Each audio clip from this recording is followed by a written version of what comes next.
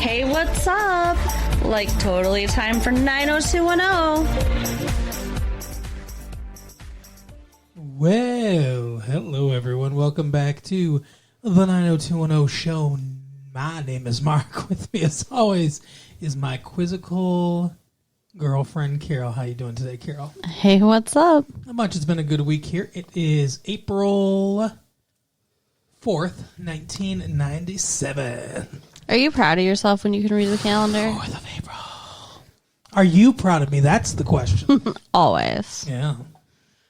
I'm proud of the 90210 writers this week for focusing this episode. They really did. Also proud of Dylan and Kelly and Steve and Andrea and Jesse. The fuck? For all having vacations. Dylan was in this episode.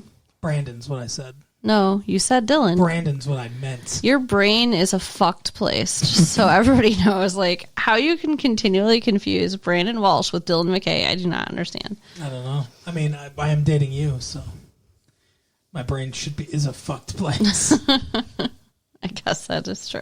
In more ways than one. Anyway, so... Lobotomy? Oh, okay.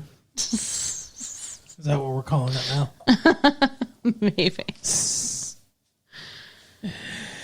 Anyway, so we watched an episode of 90210 this week called Song of My Mother. Oh, I didn't know that was the episode title. That's icky. I don't like it. Yeah. So I think is it a play on Song of Myself? Which is a poem. I don't know. Walt Whitman, I think. Not familiar with the poem. Well. Are you?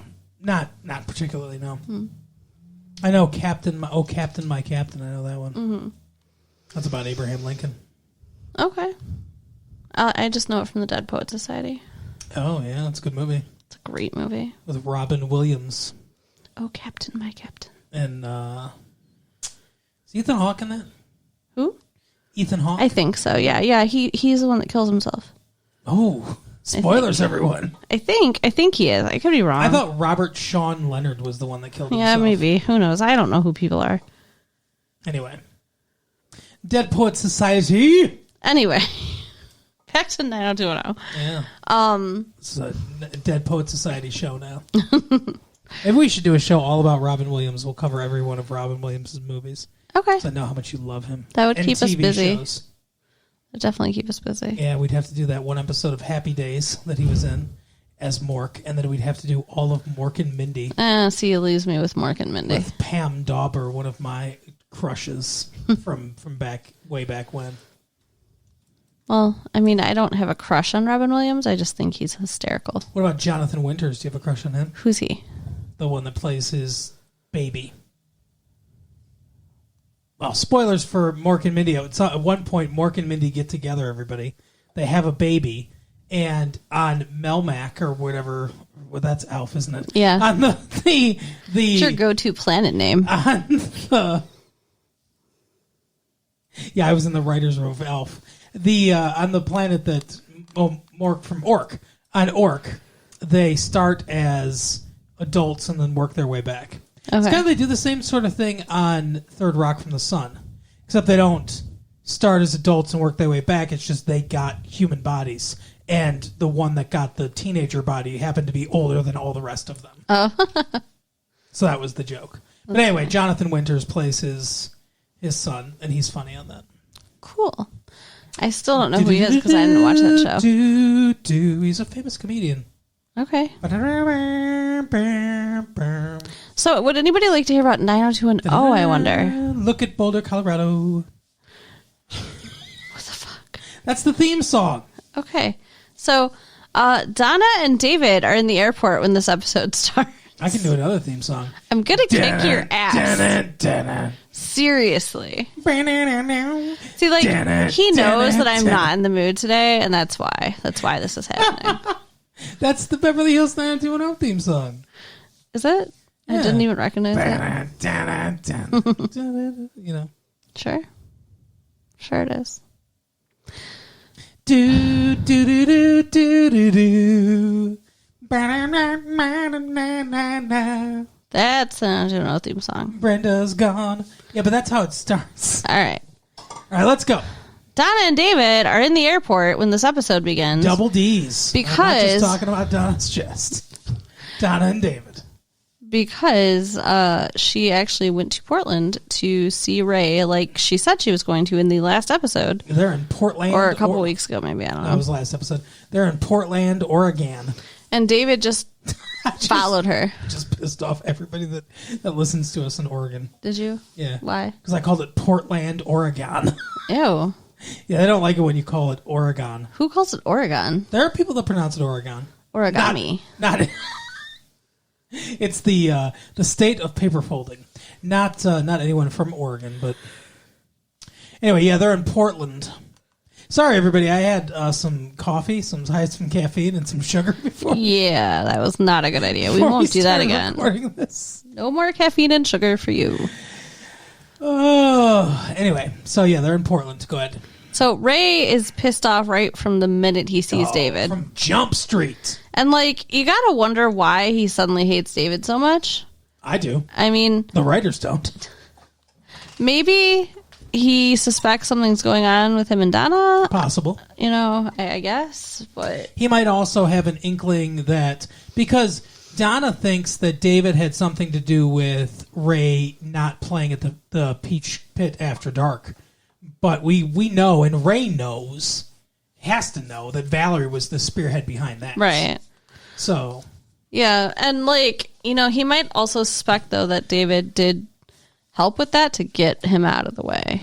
Maybe. But I mean, Valerie made a very clear play for pussy. So, yeah, she pussy did. for play or whatever. Yeah. Get in me. Is he seriously that good in bed? I can't even imagine. He's not that good looking. He's not that good looking, and he's very self-centered, so I can't imagine he'd be very good. I know he played a young Al Calavici on Quantum Leap, everyone, but... he's not as good looking as young Dean Stockwell. I'm sorry. No. David is much better looking between the two of them. I agree. He looks like a fairly standard man, but he's good looking. Well, and this dude, though, he's a rocker, right? So. I guess from nowhere. But, we heard him play that The Worms Crawl In, The Worms Crawl Out song at Halloween. And that is literally the only time that this show has ever allowed us to hear him play. Because he probably doesn't know how. Yeah, he probably doesn't know how to play the guitar, the actor, and he's probably not that good of a singer. Right. There's all of a sudden they wanted to make this dude of whatever. Yeah. I mean, he's essentially taking over David's role. Because remember, David was all into music and stuff. Now, what the fuck is David into? What is he anymore? He was on the radio. Now he's not even on the radio because he took crystal meth. So it's what is he? What's his aspiration? I don't know. Oh, yeah, he's doing the video stuff. Oh, yeah, that's true. So he moved from radio to video. Yeah. Okay. Like the country. But got your radio. The fuck? You don't want me roasting radio? Sorry. That was kind of sort of our medium, really. So, David is staying in the same hotel right across the hall from Donna and Ray. Yeah. Which seems like a bad idea. Yeah. Doesn't look like a good hotel either. Yeah. Kind of a rundown shithole. Wait, was he staying there initially or is it when he showed up later? No, he's staying there the whole time. So he goes to find his mother. That's what he says his reasons for going to Portland is to find his mother. Honestly, though, I think that it's bullshit. And he really was just going because he wanted to keep an eye on Donna. Yeah, and he keeps saying, oh, sorry, I didn't mean to get in between you or whatever. But I don't believe him. No, he totally means to get between them. That's the whole purpose. Now, eventually, well, pretty quickly, actually, it does become about his mother. Well, yeah, because he can't find her. He goes to where she works. And, yeah, she don't work there anymore. No. Guy's like, oh, she was so nice and really fun. And, she'd go into the bathroom sometimes and come out all energetic. It was weird. But no, it's like she didn't show up on time a lot. And she seemed kind of flaky. And sometimes she didn't show up at all. Right. So we just had to get rid of her. So then he goes to her apartment. Mm-hmm. She doesn't live there anymore. No. And the guy, the landlord's like, oh, yeah, your mom's a fucking deadbeat. What the fuck? Yeah, he was really mean. An asshole. He literally says to David, oh, yeah, your mom's a deadbeat. Hey, if you ever do find that fucking loser, why don't you tell her she owes me $2,000? Which, by the way, that's pocket change to David. Right. And the thing is, it's it's unconscionable. I don't care how much money she owes you and how angry you are. Her son doesn't know where she is desperate to find her, and you're just like, oh yeah, she's a fucking loser. Like, fuck you. Yeah, he was not nice. Keep that shit to yourself. Why don't you tell your best friend that? Not some strange boy you met. And then, like, he got her mail from the landlord, I guess? Yeah, I guess. Which seems illegal. Yeah, and then he illegally opens it. Yeah. It's a federal crime, everyone. There were several months of unopened alimony checks there. Yeah. So that's a little concerning. Like, yeah, she should have been able to afford that place, but wasn't cashing those alimony checks. But yeah, that's fucked up. The whole thing's fucked up. So, who was it who suggested that he go look in the shelter? I don't remember.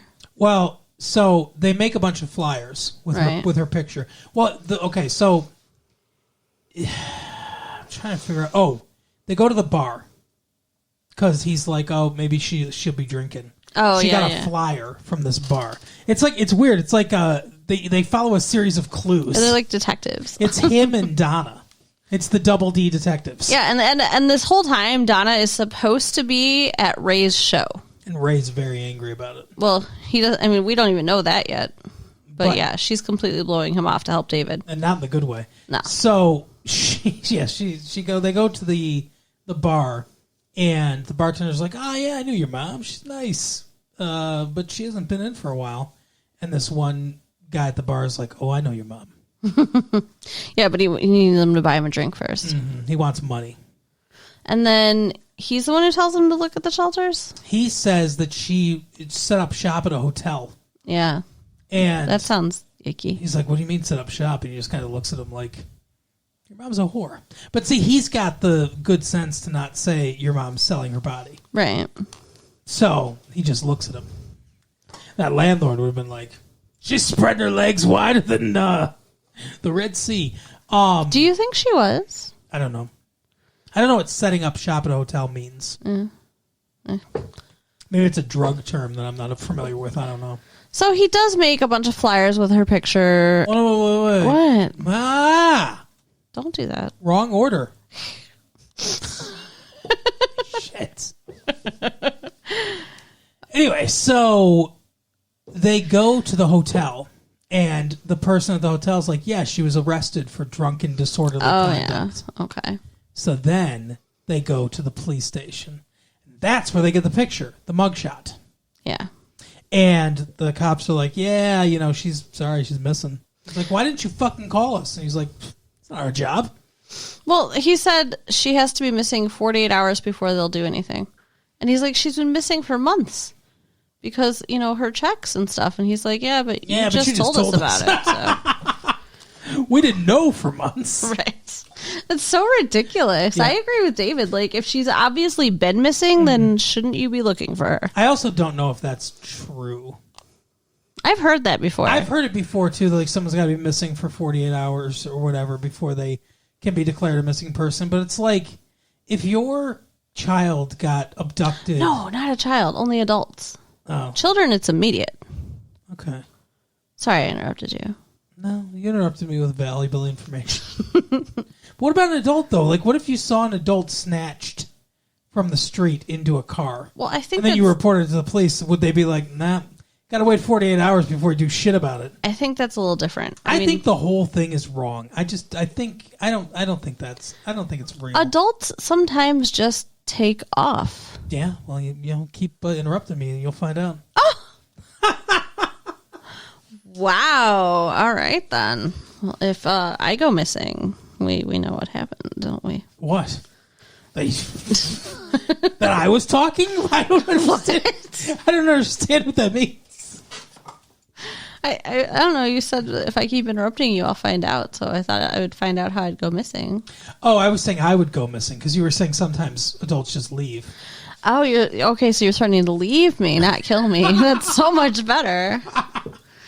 Oh my goodness! It's just a joke either way. Mm-hmm. Mm-hmm. But anyway, so then they make flyers out of her mugshot, and that's when we come back to the hotel room. Yeah, because it's Ray's played his show, and David goes to sleep it off and start fresh in the morning, and Donna and Ray have a conversation, if you want to call it that. Yeah, Ray is livid that she did not show up. And screaming at her. Yeah, just hollering at her.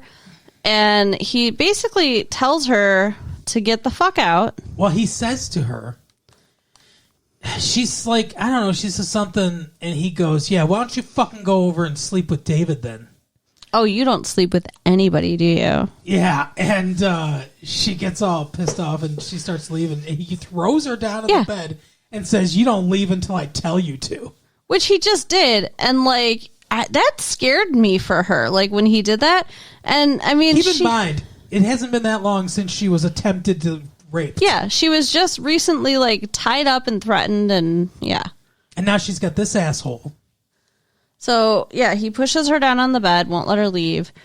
And then he grabs her, and as she recoils, she hits the back of her head against the door.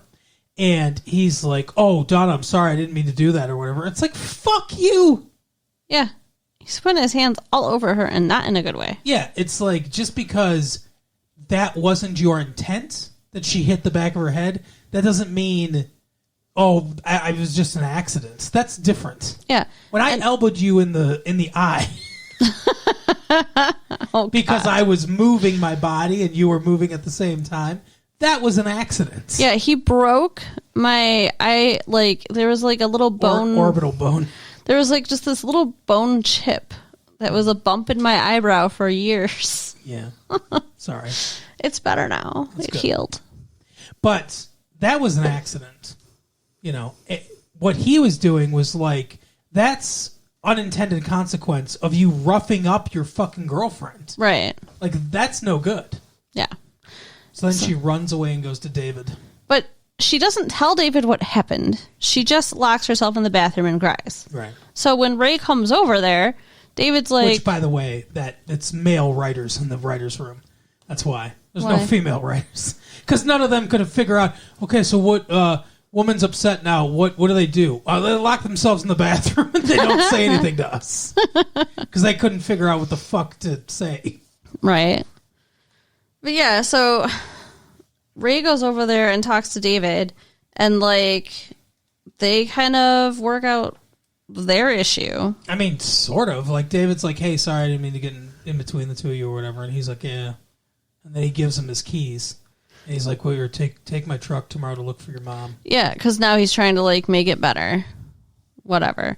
And then Donna, when she comes out of the bathroom, she just like, okay, I'm going to go with Ray now, and just goes back with him. Like, what? Yeah. Like, Donna, have some self-respect. What did he do to make things better? Nothing. He didn't even apologize. Because he's letting you guys borrow his fucking truck. Like, because she asked if they could borrow the truck before, and he was like, fuck him, he can rent a car. And, like, now he's trying to be nice about the whole situation. I don't like it. She should have broken up with him then. I agree. Like, that's way across the line. He became a complete asshole. Yeah. I mean, just because he didn't ball up a fist and hit her, right, doesn't mean he wasn't being, like, assaultive. Yeah. Because don't you feel like that was an assault? Oh, absolutely. Yeah. So, yeah, Donna, no. Oh, well, I mean, like... Oh, well, fuck her. No, but I mean, she's gonna figure it out. She's here for, like, a weekend or something, right? And then she's gonna be with David again. Mm-hmm.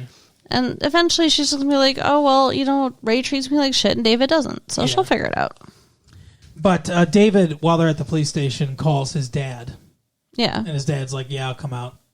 Which is nice. He really cares about David's mom. I think he cares about David. Well, yeah, and his mom. I mean, somewhat, yes. He hugged her, too. Yeah. Well, spoilers. They find her. Oh, yeah, sorry, guys. So David's dad, Mel Silver, famous philanderer, flies into the airport, and he sits down with his son and says, hey, so your mom's manic depressive, by the way.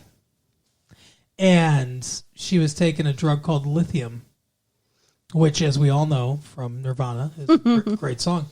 But yeah, so it comes out that, and like when they said that, I was like, oh, the little bit I know about manic depressive disorder, I was like, oh, okay, that makes sense. Yeah. It makes a lot of sense because she was doing all this crazy, risk taking and just like there's something about manic depressive people like to take off. Yeah. See, you know a lot more about this than I do. You've studied a lot more about this kind of stuff, so you can opine a lot better than I can about this actual disease and everything else.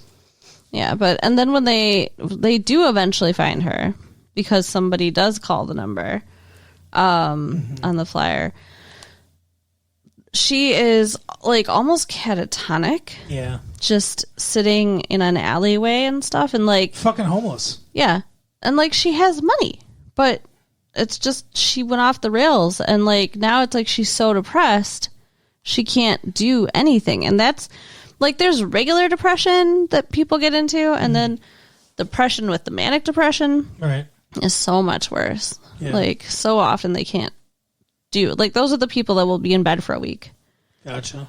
So I mean she was up, she was running all around town and now she is down. One time I took 10 cans of Coca-Cola and a big cinder block, and I just smushed all the cans under the cinder block. It was so depressing. You are such a weirdo. Wow. But David's very upset. Yeah. That his dad didn't tell him sooner. I understand that. Now, I understand not telling him when he's a little boy. Yeah. He also says, though, Mel also says, your mom never wanted you to know. Yeah. That she has this going on. And on one hand, I get that. But also,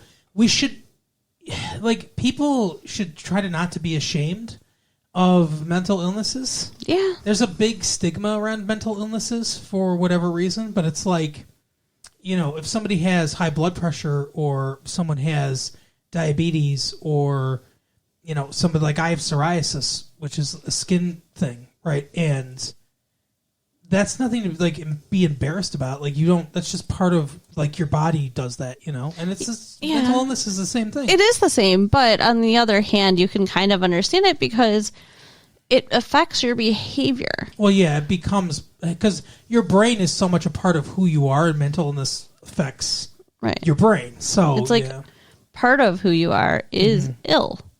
Yeah. And I mean, I get it. I just wish people were more understanding. Yeah, exactly. But anyway, she never wanted him to know, which, you can kind of understand. But at the same time, as Mel points out, it's hereditary. Mm-hmm. So David needs to be careful. And he's like, last summer when you were doing those drugs, I was part of me was relieved that you were on crystal meth and it wasn't just, your fucking body chemistry going. Yeah. And it's like, yeah, maybe he should know for that reason alone. Well, yeah, he told him, he's like, if you, keep doing drugs, it could trigger this disease. And that's true, I guess, right? Yeah. So, yeah, David should definitely be so careful. That he can be, more careful. Crazy. So they were talking about, what they're going to do. They're going to, get her into some kind of, home and, take care of her that way. Because David's like, you can't take care of her. I can't take care of her. She obviously can't take care of herself. Yeah, so sad. They're talking about they're going to keep her in Portland because changing her venue would be bad. But then eventually they'll move her down to L.A.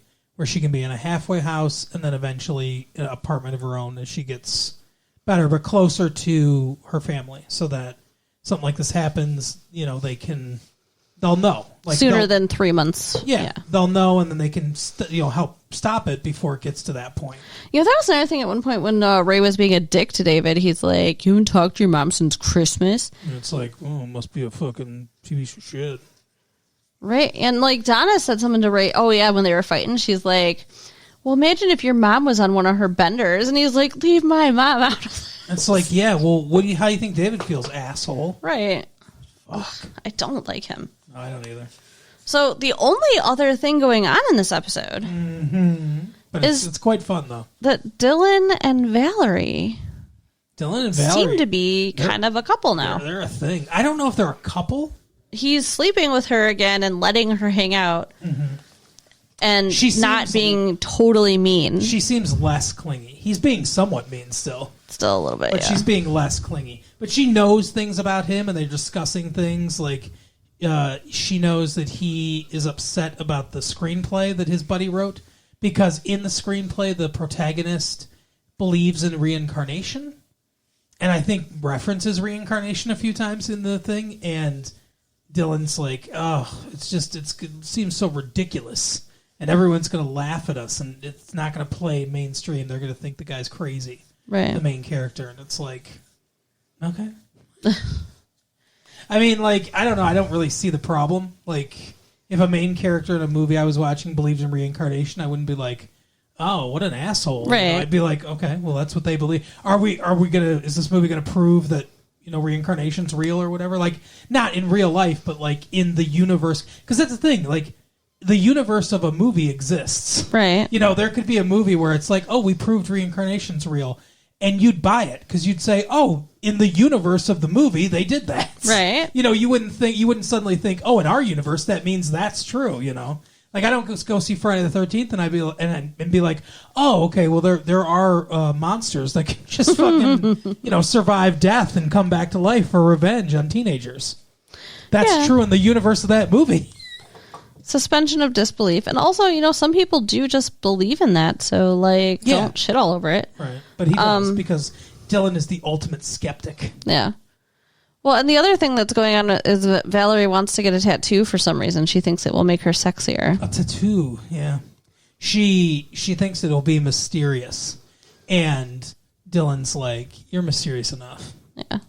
He says, people that get their bodies scarred with permanent etchings are the scum of the earth or whatever. He's really against tattoos. He is so judgmental. Oh, yeah. One of the most judgmental characters in anything, I think. Yeah. But so, Kara, what do you think about Dylan's ideas of people being tattooed? Well, I think that he's an asshole. I have 2 tattoos. Yeah, she does. It makes her mysterious and hot. I like my tattoos. You don't like tattoos. You just tolerate mine because you like me. I don't think tattoos are very feminine, to be honest with you. Oh, it's back to the beer drinking again. But I do like both of your tattoos. Thanks. My tattoos are feminine. Yes, they are.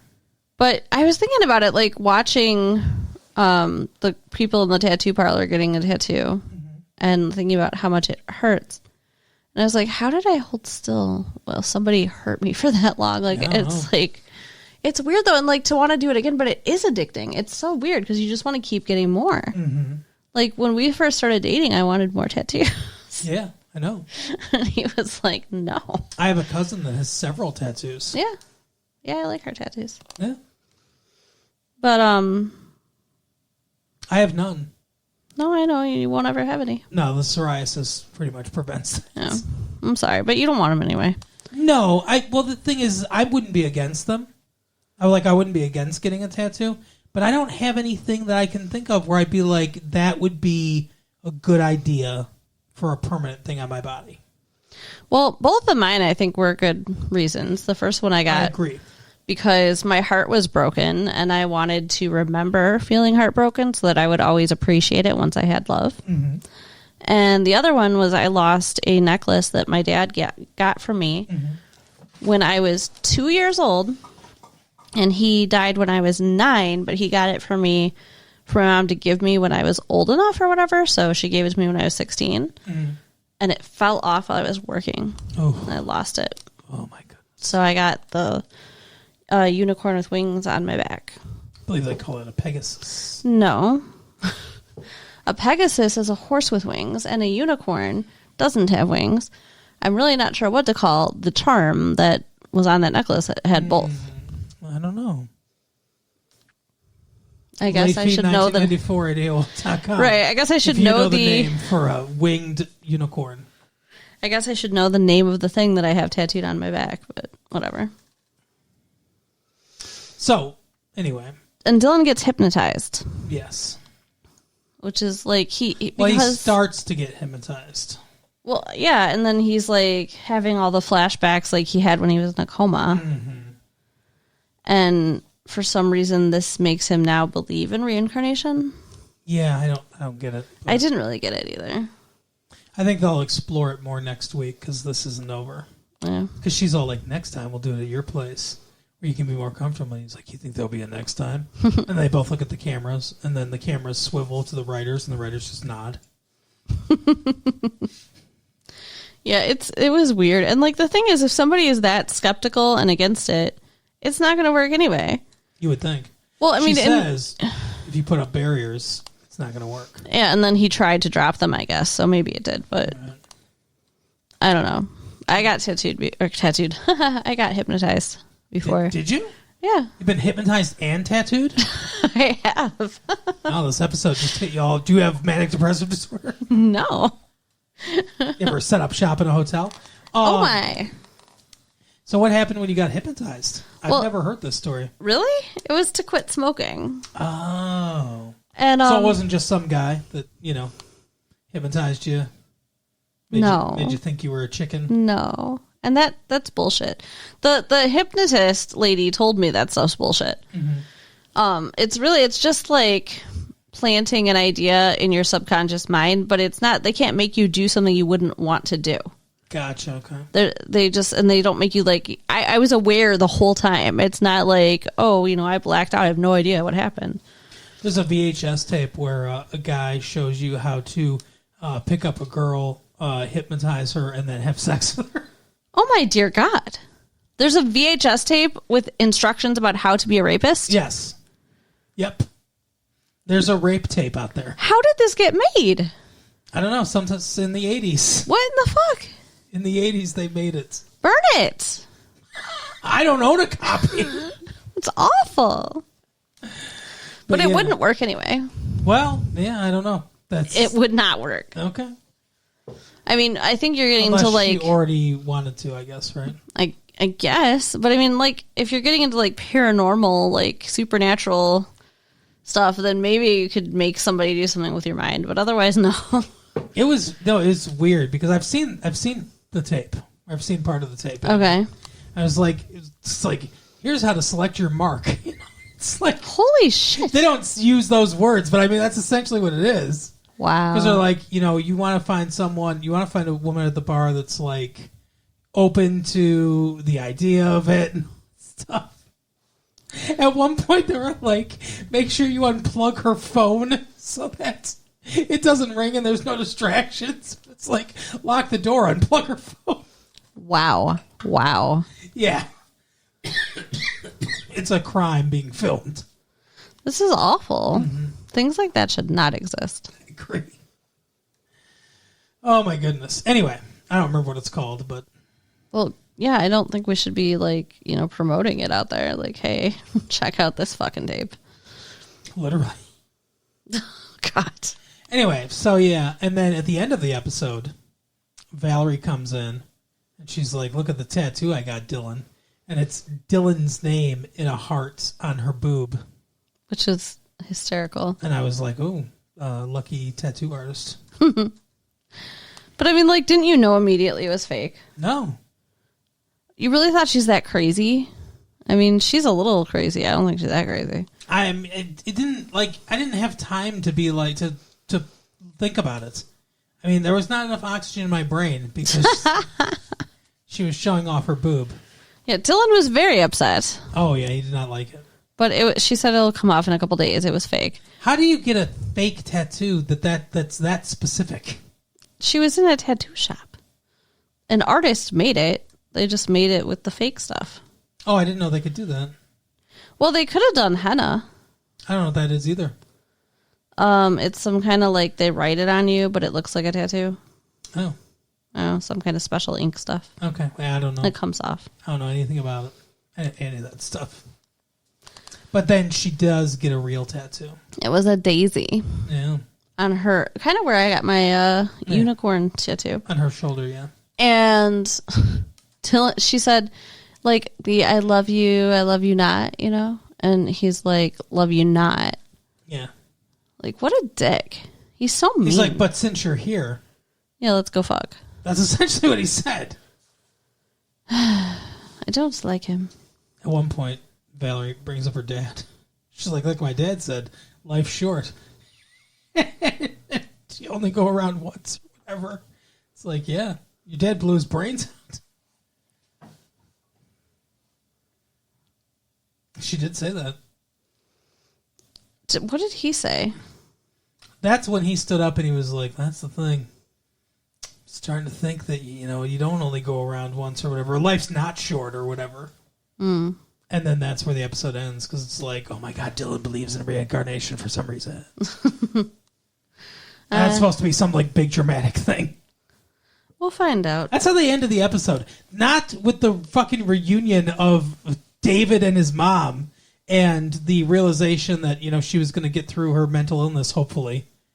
Not that dramatic moment, but the dramatic beat of Dylan maybe now believes in reincarnation. Yeah, that's kind of a hit and a miss. Dun. A swing and a miss, yeah. But anyway, that was the episode. So go ahead and write us at latefee1994AOL.com. Mm-hmm. Check out our website, www.retrolatefee.com. Yeah. And tell your friends. All right, we'll see you next time. Bye. Bye.